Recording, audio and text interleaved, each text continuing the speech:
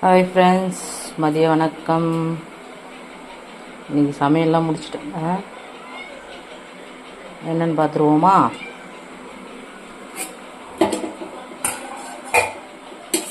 சாதம், சுட சுட சாதம்,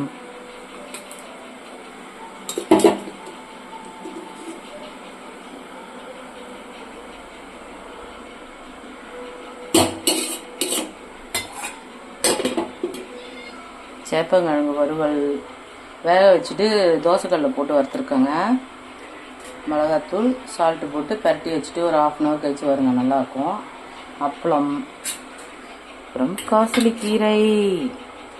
காசிலிக்கீரை தோரம்பருப்பு போட்டு, புளிச்சிக்கீரை தான் சொல்லலாம், நாங்கள் காசிலிக்கீரை தான் சொல்லுவோம்.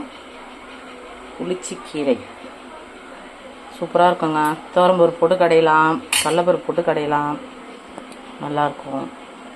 கடைஞ்சி சாப்பிட்டு பாருங்கள், ருசிச்சு சாப்பிடுங்க, சந்தோஷமாக சாப்பிடுங்க. சரிங்களா?